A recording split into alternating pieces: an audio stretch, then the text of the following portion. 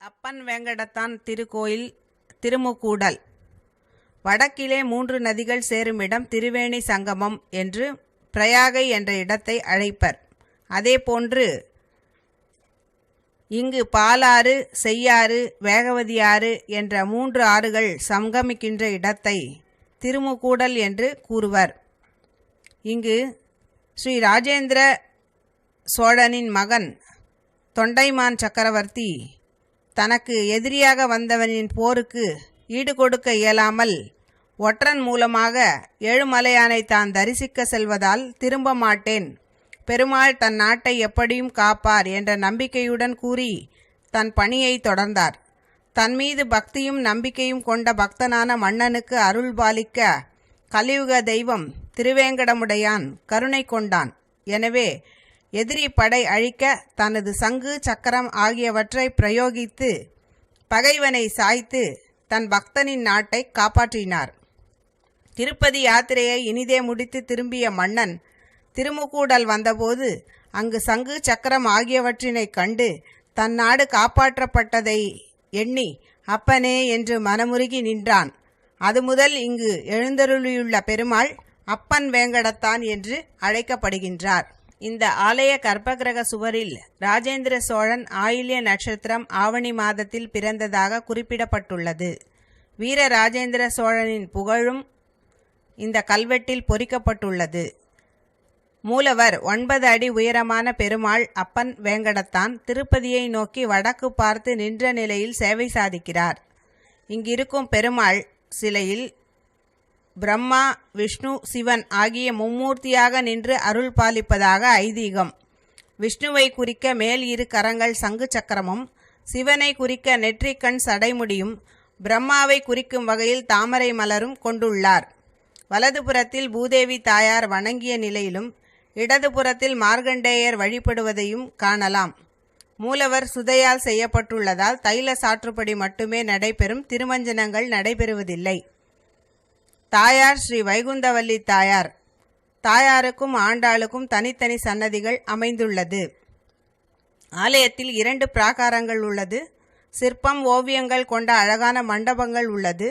கரிய மாணிக்க பெருமாள், வீர ஆஞ்சநேயர் இவர்களுக்கு தனிச்சன்னதிகள் உள்ளது. ஸ்ரீ ஜெயந்தி, விஜயதசமி, கார்த்திகை தீபம், யுகாதி, மாசி மகம், பங்குனி உத்திரம் ஆகிய நாட்களில் விசேஷ பூஜை ஆராதனைகள் நடைபெற்று வருகின்றது. தை மாதத்தில் மாட்டுப்பொங்கல் திருநாளில் திருமுக்கூடல் ஆலயம் மிகவும் விழாக்கோலத்துடன் காட்சியளிக்கும். அன்றைய தினம் அருகிலுள்ள காலந்தண்டலம் பெருமாள், பொற்பந்தல் வெங்கடேச பெருமாள், சாலவாக்கம் ஸ்ரீனிவாச பெருமாள் ஆகிய உற்சவர்கள் திருமுக்கூடலுக்கு எழுந்தருளுவார்கள். இது தவிர காஞ்சி வரதர் அன்று காலை பல்லக்கில் பழைய சீவரம் வந்து ஸ்ரீ லட்சுமி நரசிம்மருடன் சேர்ந்து திருமுக்கூடல் வந்து சேர்வர். இவர்களை காலந்தண்டலம் பெருமாளும் சாலவாக்கம் ஸ்ரீனிவாச பெருமாளும் வரவேற்று கோயிலினுள்ளே அழைத்துச் செல்வர். காஞ்சி வரதர் பெரிய மண்டபத்திலும் காலந்தண்டலம் பெருமாள் அடுத்த மண்டபத்திலும் அமர்ந்து காட்சியளிப்பர். விழா முடிந்ததும் ஊருக்கு அவரவர்கள் பிரிந்து சென்று விடுவர். இந்த நாளில் நாம் ஒரே இடத்தில் அனைத்து பெருமாளையும் தரிசிக்கலாம். ஸ்ரீ வைகுந்தவாச பெருமாள் திருக்கோயில், பழைய சிவரம், ஸ்ரீரங்கம் ஸ்ரீமத்தாண்டவன் இத்திருக்கோயிலை புனர் நிர்மாணம் செய்ய முயற்சி செய்து முதல் முறையாக பண உதவி அளித்து இந்த திருக்கோயிலுக்கான சான்றையும் சரியான முறையில் வழங்கியுள்ளார். 9ஆம் நூற்றாண்டிற்கு முற்பட்டதே இந்த திருக்கோயில் என்று மத்திய அரசு புதைப்பொருள் ஆராய்ச்சி நிறுவனம் ஆர்கியாலஜிக்கல் சர்வே ஆஃப் இந்தியா நிர்ணயம் செய்துள்ளது. 2004ஆம் ஆண்டு பிப்ரவரி மாதம் ASI நிறுவன ஆராய்ச்சியாளர் இந்த சிதிலமான கோயிலுக்கு விஜயம் செய்து பூமியிலிருந்து 118 கல்வெட்டுகள் கொண்ட கர்ப்பகிரக பிராகாரத்திலிருந்து தோண்டி எடுத்து இக்கோயில் பராந்தக சோழ சக்கரவர்த்தி மற்றும் அவன் மகன் கோப்பரங்கேசரி ஆதித்ய கரிகாலன் காலத்து கல்வெட்டுகள் என்று தெரிவித்துள்ளார். இக்கல்வெட்டுகளில் உள்ள வாசகங்களை ASI நகல் எடுத்து கொண்டுள்ளனர். இக்கல்வெட்டுகள் உத்திரமேரூர் புராதன கல்வெட்டுக்களை ஒத்திருக்கின்றன என்று நிர்ணயம் செய்துள்ளனர். ஸ்ரீ வைகுந்த விண்ணகரம் என்றே கொள்ள வேண்டும். மூலவர் ஸ்ரீ வைகுந்தவாச பெருமாள், தாயார் ஸ்ரீ வைகுந்தவல்லி, ஸ்ரீ ஹயக்ரீவர் ஸ்ரீ லக்ஷ்மியுடன் சேவை சாதிக்கின்றார்.